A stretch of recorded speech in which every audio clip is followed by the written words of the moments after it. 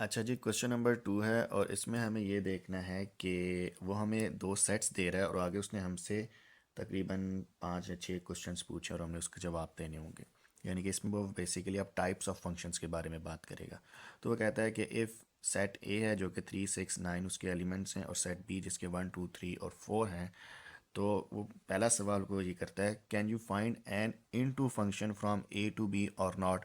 क्या आप इसके अंदर इनटू फंक्शंस मालूम कर सकते हैं? सिर्फ हमें यस और नो में आंसर देना है, लेकिन इसके लिए हमें डेफिनेशन मालूम होनी चाहिए कि इनटू फंक्शन होता क्या। तो हम अभी डिफाइन करते हैं इनटू फंक्शन को। A function f from set a to b is called an into function if range of function is subset of B.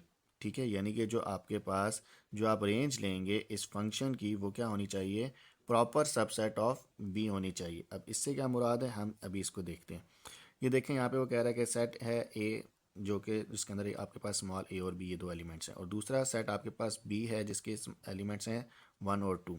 तो कहता है जब इनके दरमियान वो फंक्शन बताता है या फंक्शन लिखता है तो वो ये लिखता है कि आपके पास इनके जो ऑर्डर पेयर बन रहे हैं वो है A1 और B1। ठीक है, तो उसने हमें क्या कहा है कि जो फंक्शन होना चाहिए वो क्या होना चाहिए, subset of B, proper subset of B होना चाहिए। ठीक है, यानी कि इसके अंदर आप देखें जो सॉरी रेंज है, रेंज ऑफ फंक्शन जो है वो क्या होनी चाहिए, प्रॉपर सबसेट होनी होनी चाहिए। तो सबसे पहले बात करते हैं रेंज क्या होती है। रेंज होती है आपके पास जो सेकंड एलिमेंट लिखा होता है ऑर्डर पेयर के अंदर। तो सेकंड एलिमेंट इस ऑर्डर पेयर में क्या है, दोनों में 1 ही है। ठीक है, तो इस वजह से इस फंक्शन की जो रेंज बनती है, रेंज ऑफ एफ जो है वो क्या है 1। ठीक है, जो कि क्या है, सब सेट ऑफ सेट बी है। ये इसने अब सेट बी लिखा हुआ है 1 और 2। ठीक है, ये इसने आगे बता भी दिया। तो ये इसका क्या है, प्रॉपर सबसेट। और यहाँ उसने ब्रैकेट में भी लिख दिया कि range of function is a proper subset of B.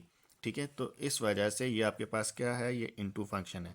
इसको लिखने का या बोलने का या समझने का एक तरीका ये भी हो सकता है कि वो ये कह दे कि इनटू फंक्शन की जो यहाँ इमेज अब उसने बनाया, इस इमेज के ज़रिए वो इनटू फंक्शन की डेफिनेशन को इस तरह भी आप लिख सकते हैं, समझ सकते हैं कि if at least one element in set B is not a image of set A.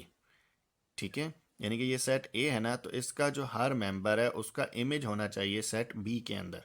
ठीक है, लेकिन क्या हो आपके पास, जो आपके पास इसमें इसमें जो आपके पास जो वो आपको फंक्शन डिफाइन कर रहा हो उसके अंदर सेट बी का कोई एक एलिमेंट एटलीस्ट मिसिंग हो। जब कोई एक नंबर एटलीस्ट मिसिंग होगा तो जो आपकी रेंज बनेगी वो प्रॉपर सबसेट होगी। अब यहाँ प्रॉपर सबसेट का लफ्ज़ मैं इस्तेमाल कर रहा हूँ।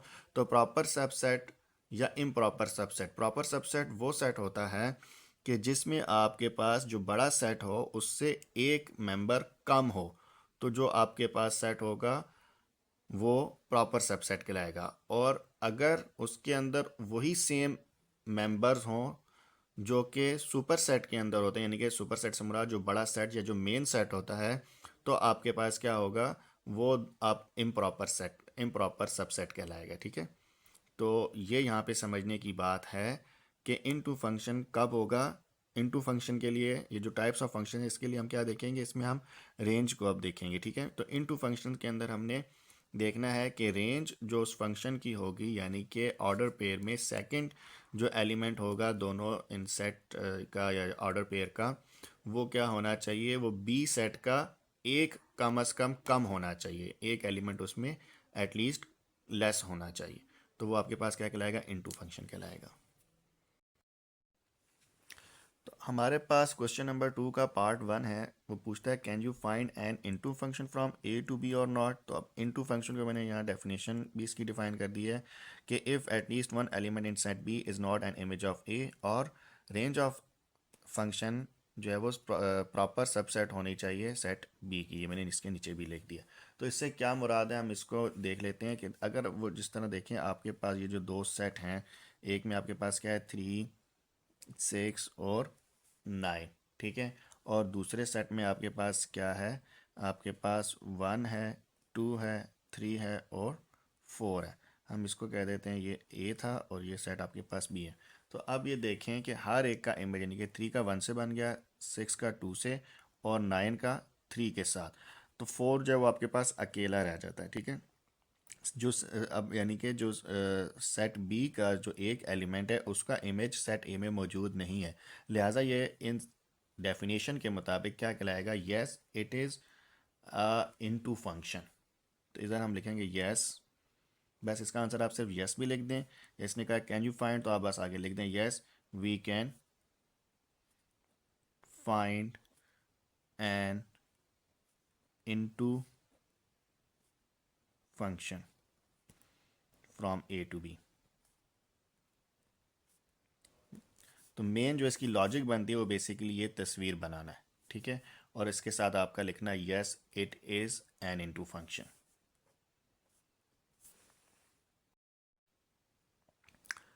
तो अब क्वेश्चन नंबर 2 के पार्ट 2 में वो पूछता है कि can you find an onto function from A to B or not. तो आप देखें ऑन टू फंक्शन क्या होता है, ये आपको बुक में बता रहा है यहाँ पर कि a function F from set A to set B is called an onto function if range of function is equals to B. यानी कि जो आपके पास अब जो बाइनरी रिलेशन होगा उसमें ऑर्डर पेयर्स में जो आप रेंज मालूम करेंगे वो सेम इक्वल हो बी के। अगर ऐसी सिचुएशन हो तो आप उसको ऑन टू फंक्शन कहेंगे। और इसके अलावा यानी कि यहाँ इमेज भी उसने बनाई हुई कि देखें हर जो आपके पास सेट ए है उसका इमेज मौजूद है सेट बी के अंदर, ठीक है। तो यहाँ पे इस वजह से हमने इसको डेफिनेशन को एक दूसरे अल्फाज में इस तरह से भी लिखा है कि if every element of set B has image in set A. देखें इसमें आपके पास क्या हो रहा है कि आपके पास जो सेट बी है उसका एवरी एलिमेंट जो है वो इमेज ऑफ सेट ए नहीं है, नहीं बन रहा, ठीक है। एक जो वो आपके पास फिर भी यहाँ पर खाली बच रहा है, ठीक है। तो और दूसरी इसकी रीज़न आप ये भी कह सकते हैं कि क्योंकि सेट बी जो है वो सेट ए से in terms of member of elements greater है। क्योंकि अब यहाँ पे देखें सेट बी का जो आप कह लेंगे कोई भी इमेज, इमेज से मुराद ये कि लिंक नहीं हो रहा सेट ए के किसी भी एलिमेंट से, लिहाजा यहाँ पर क्या है कि ये आपके पास ऑन टू फंक्शन नहीं है। तो आप इसका आंसर जस्ट नो में लिख दें कि no we can not find an onto function from A to B, या जस्ट नॉट लिख दें क्योंकि उसने वैसे भी पूछा है और नॉट, तो आप इसका आंसर नॉट लिख दें। नेक्स्ट पार्ट सी है इसका कि पूछ रहा है कि can you find a one one function from A to B. अब वन वन फंक्शन की जो डेफिनेशन है वो ये कहता है कि if every element of set A has image in set B.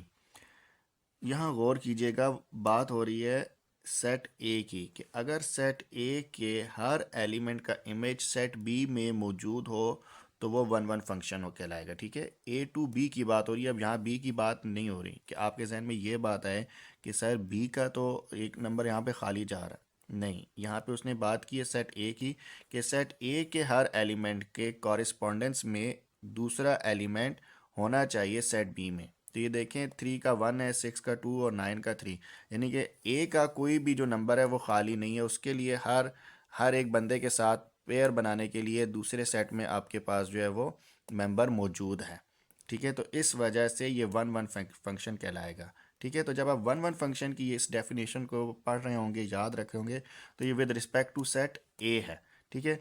और जब ऑन टू फंक्शन की बात करते हैं तो वो with respect to set B होती है, यानी कि सेट बी का जो हर एलिमेंट है उसका इमेज बनना चाहिए सेट ए में। फॉर एग्जांपल अगर इधर सेट बी में 4 मेंबर हैं और यहाँ पे ए में अगर 5 मेंबर होते तो ए का भी एक मेंबर खाली जा रहा होता, उसके सिर्फ 4 मेंबर्स के पेयर बन रहे होते सेट बी के पहले 4 मेंबर्स के साथ, ठीक है।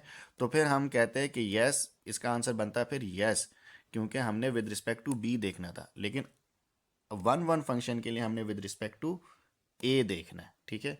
ए के तमाम मेंबर्स का इमेज बनना चाहिए सेट बी में, तो ये आपने ध्यान रखना है इसके अंदर, ठीक है। तो अब इसमें इसका आंसर क्या आएगा जी, if every element of set A has image in set B, तो क्योंकि एलिमेंट ऑफ ए के इमेज बन रहे हैं सेट बी के ऊपर, तो इसका आंसर आपके पास आएगा यस वी कैन। तो यहाँ पे आप जस्ट यस वी कैन लिख लें और बाकी आप इसको जुमला जिस तरह से कंप्लीट करना चाहे कर सकते हैं। तो अब इस क्वेश्चन का पार्ट डी है, वो पूछता है can you find an injective function. Injective function क्या होता है कि injective function a function from A to B which is into as well as one one function is called injective function. तो injective function में आपके पास ऐसा function यानी कि मतलब ऐसे दो सेट्स जो इन टू फंक्शन भी उनमें एग्जिस्ट करता हो और वन वन फंक्शन भी एग्जिस्ट करता हो। तो जैसा कि अभी आपने इसके अंदर ही देखा है कि आपके पास ये इनटू फंक्शन भी है जो मैं पूरा आपको डिस्क्राइब कर चुका हूँ पार्ट ए में, और ये आपके पास वन वन फंक्शन भी है जो अभी हमने पिछले पार्ट में देखा है। अब ये दोनों फंक्शन एग्जिस्ट करते हैं तो लिहाजा इसको हम कहेंगे इंजेक्टिव फंक्शन। तो हम इसका भी आंसर लिखेंगे यस। ठीक है, इंजेक्टिव फंक्शन भी एग्जिस्ट करता है। लास्ट इसका पार्ट ई कहता है कि can you find bijective function from A to B or not.